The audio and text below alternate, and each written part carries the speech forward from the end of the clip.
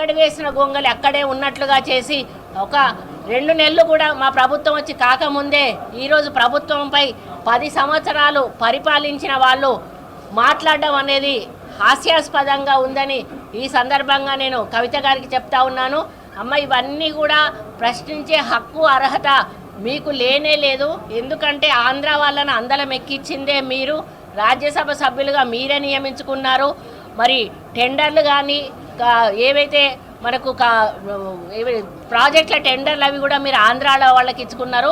ఆంధ్ర వాళ్ళని పెంచి పోషించిందే కేసీఆర్ కుటుంబము, టీఆర్ఎస్ ప్రభుత్వం అని చెప్పి ఈ సందర్భంగా నేను చెప్తా ఉన్నాను.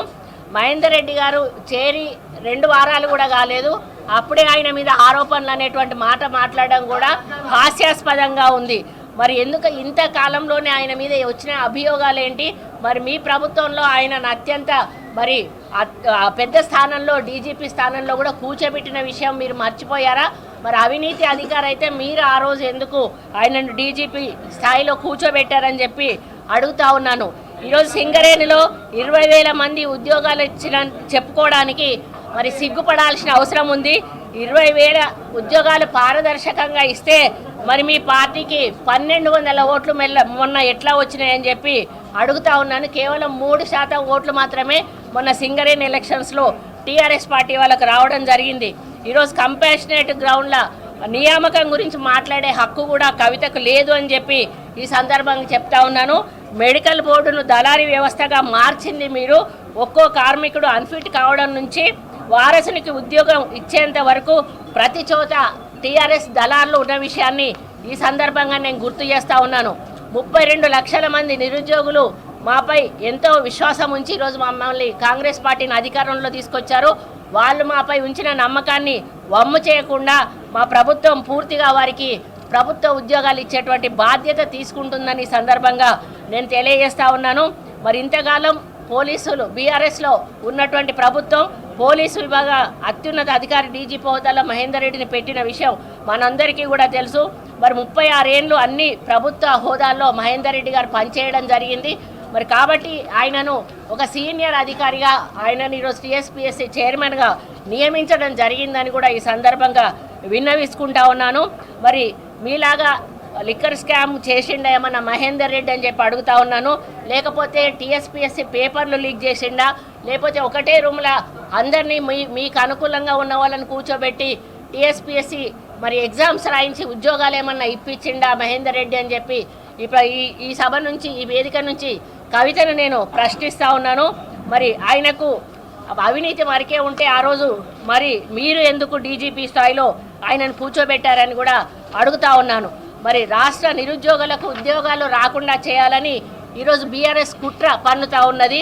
ఇంతకాలం 32 లక్షల మంది యువతి యువకులకు అన్యాయం చేసినటువంటి టీఆర్ఎస్ పార్టీ నాయకురాలైనటువంటి కవిత ఈరోజు మరి దయ్యాలు వేదాలు వల్లించినట్టుగా మా ప్రభుత్వం రాగానే మీరు ఎందుకు ఉద్యోగాలు ఇస్తలేరని మాట్లాడడం చాలా దురదృష్టకరం. 9.5 ఏళ్లలో మరి మీరు ఎందుకు చేయలేకపోయారు? కనీసం 2 నెలలు కాకముందే ఈ ప్రభుత్వం చేస్తలేదు అని ప్రశ్నించే హక్కు మీకు లేదు అని చెప్పి ఈ సందర్భంగా మరి ఆమెని హెచ్చరిస్తూ ఉన్నాను.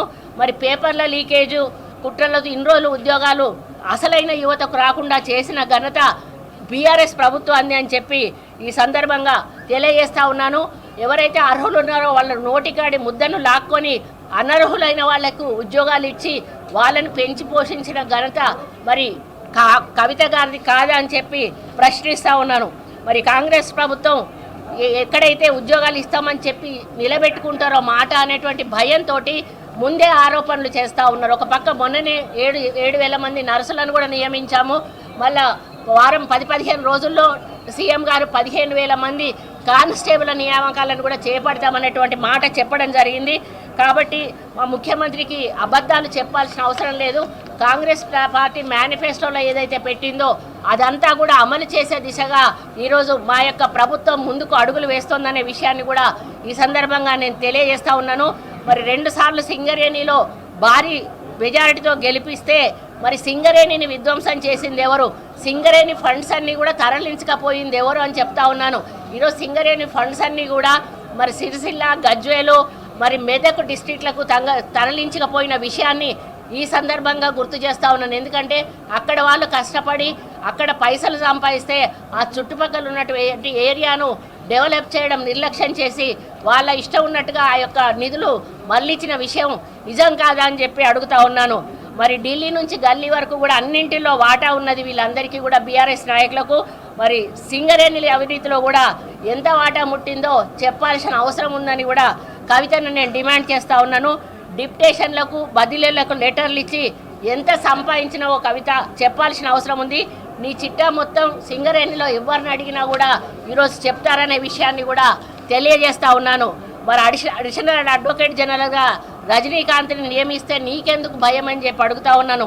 తెలంగాణ హైకోర్టు అడ్వకేట్గా మరి ఆయన అసోసియేషన్కు ప్రధాన కార్యదర్శి. హైకోర్టులో 2200 కేసులు పార్టీ తరఫున కాంగ్రెస్ పార్టీ తరఫున మరి ఆయన వాదించినటువంటి వ్యక్తి. తెలంగాణకు వ్యతిరేకంగా ఆయన ఎక్కడ కూడా చేసింది లేదు, తప్పుడు నిర్ణయాలు కూడా తీసుకున్నది లేదు అని చెప్తా ఉన్నాను. మరి తెలంగాణ కోసం తెలంగాణ న్యాయం కోసం కొట్లాడిన న్యాయవాదిగా ఈరోజు రజనీకాంత్ రెడ్డి గారిని కాంగ్రెస్ పార్టీ మరి నియమించిందని చెప్పి తెలియజేసుకుంటూ ఇక ముందైనా కూడా కవిత గారికి ఒక్కటే చెప్తా ఉన్నాను. అమ్మ, మీరు ప్రెస్ మీట్ పెట్టే ముందు ఏదైనా మాట్లాడే ముందు గత 9.5 సంవత్సరాల మీ పరిపాలన ఒకసారి తిరిగి చూసుకోండి. ఏ విషయం మీదనైతే మీరు మాట్లాడుతూ ఉన్నారో ఆ విషయంలో మీ ప్రభుత్వం ఉన్నప్పుడు ఏం చేసింది అని ఒక్కసారి వెనక్కి చూసుకున్న